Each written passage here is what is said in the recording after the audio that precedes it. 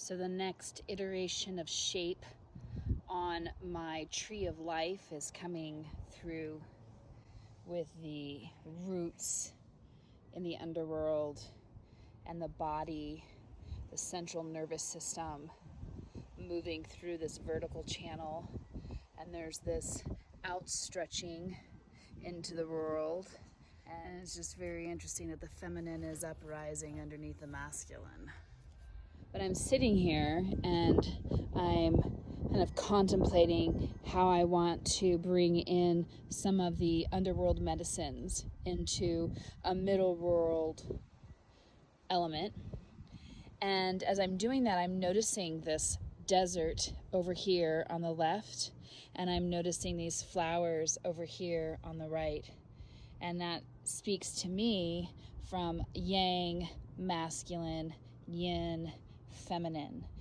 And it's very interesting that I didn't quite know why this hot dog was here. It seemed really weird symbology to put in the four corners area, but the hot dog, the masculine penis on the yang side, and then on the yin side there's this dwelling that you go into. There's a home, very root chakra, and it's even red, feminine.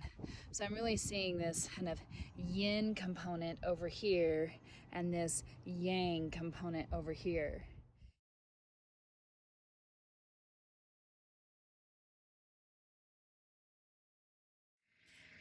I never really know what's going to happen with this map. I get a soul impulse and I come out here and something shows up, and I try to just listen to the impulse that's coming through. Holy crap-o-lichos. And what's come up a couple times for me of what goes in this space here is the yin-yang symbol. But down here in the earth, putting a yin-yang symbol, it's like shadow and light. Like there's such a primary force in our world for balance between shadow and light. And I know some of us would prefer to live all happy, rosy, cheery all the time. However, that's not the truest model of nature. So I want to represent the balance between the shadow and the light. You know, the spiritual practice is, how do you walk through the shadow? Do you bring your light into the shadow? Do you bring your shadow into the light? Now, how to draw a circle.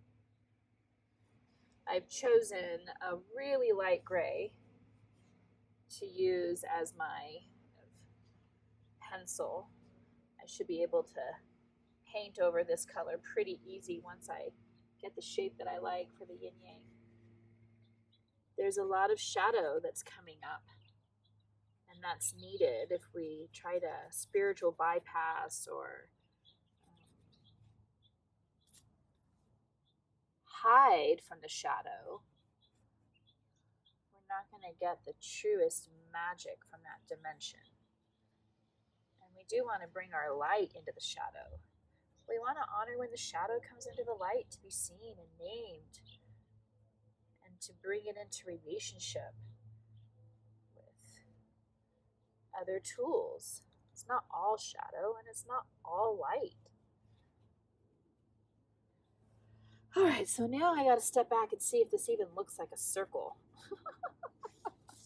Holy moly, this yin-yang symbol really intensifies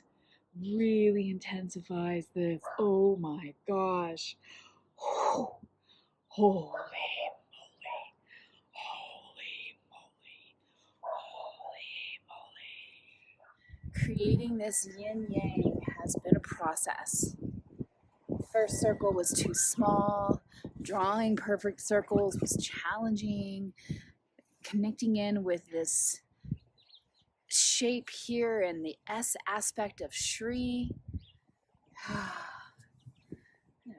Recognizing that I'm calling in shadow and light and the balance of that.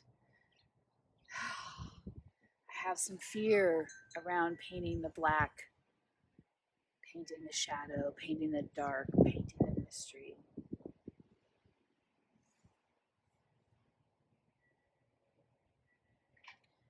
And I'm going to start with the white first because I think I'm going to have to do several layers of the light. I think I'm going to have to do several layers of the light. And so this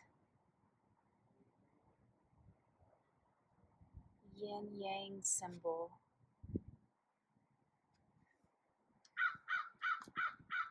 has the light, it has the known, it has the way.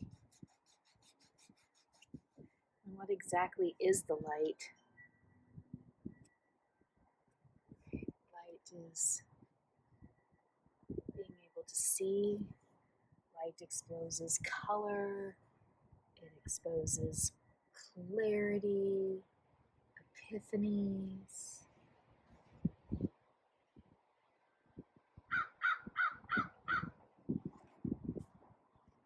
Light shows a way.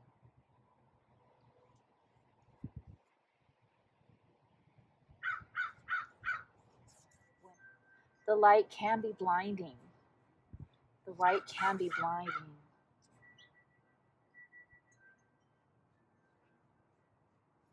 The light can be blinding.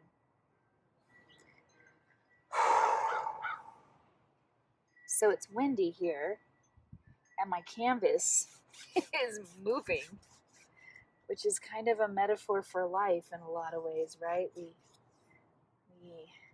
go to apply our life, and things move, they shift. They move towards us, they move away from us.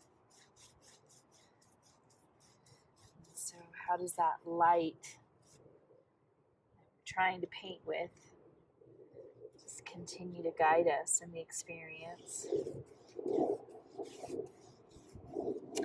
One of my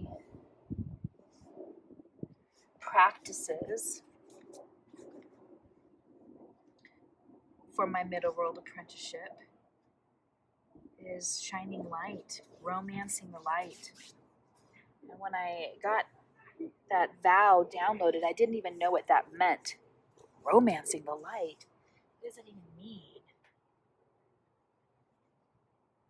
And so I've been exploring that these past several years.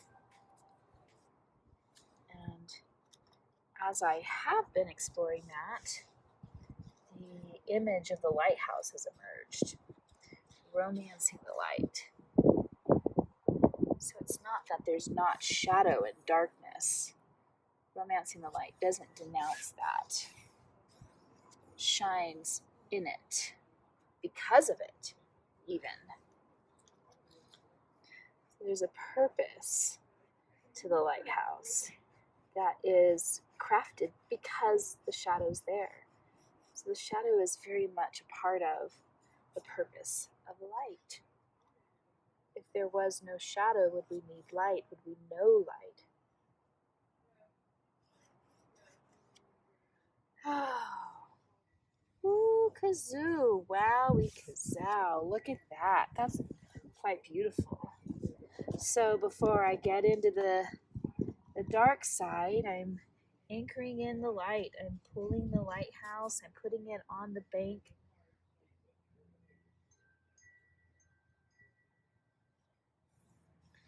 And establishing my resources, my allies in the light.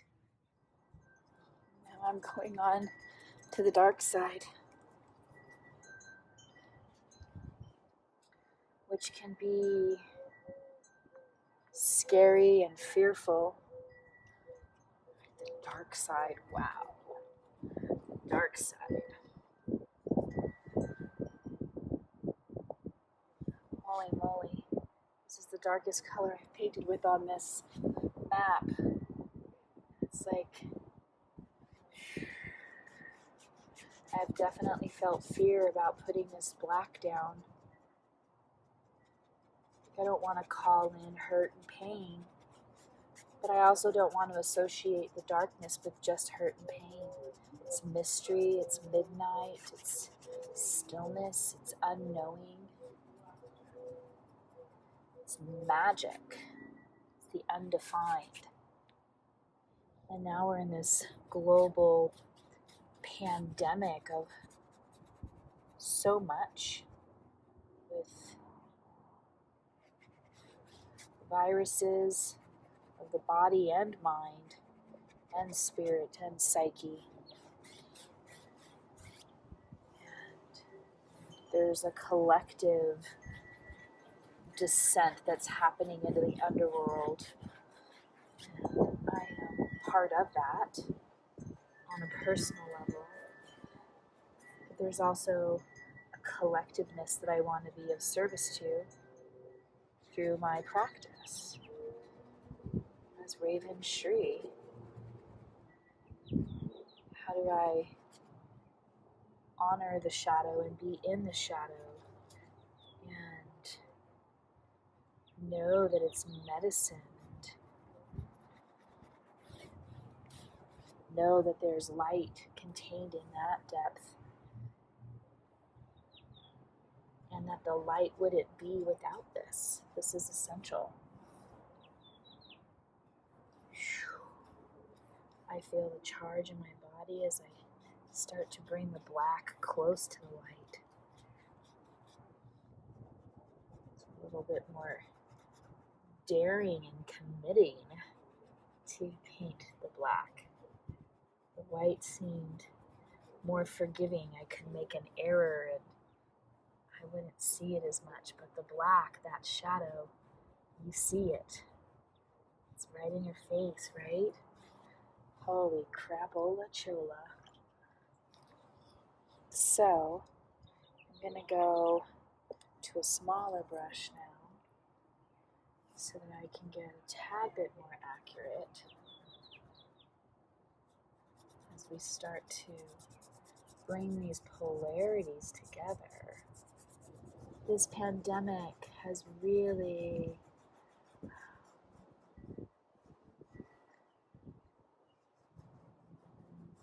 brought to light shadow in so many guises. And I've had to really look at my fears of death and of pain.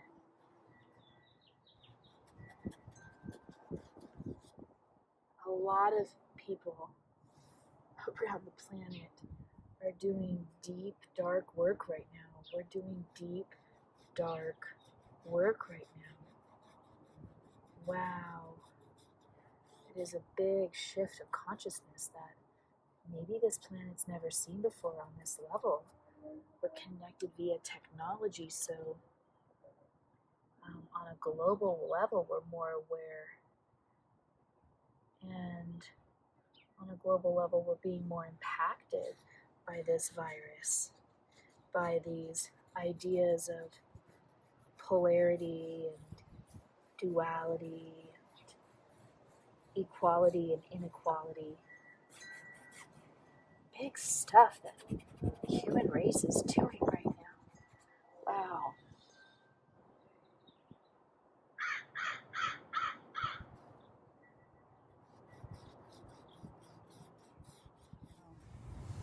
That's really big. The light is there because of the shadow. That's part of its purpose. Holy moly. And being in the light will expose your shadow. If you truly are in the light, it will expose your shadow. Oh my gosh. Look at this abyss, this cosmic abyss. And so how do I romance the light and anchor it in so that when I'm here in the shadow world that we're all in, I'm going to have to use a smaller one, that I can trust that light. And even the fear that comes up for me in this contemplation, it's like, oh my gosh, then something shadowy is going to come to teach me the lesson that I'm wanting clarity on. So I have fear sometimes in just speaking my curiosities and speaking my questions. Holy moly, choly poly. Oh my goodness. My yin yang came alive today to this level. Had to really sit with some fear as I painted in that black shadow. Wowie kazowie.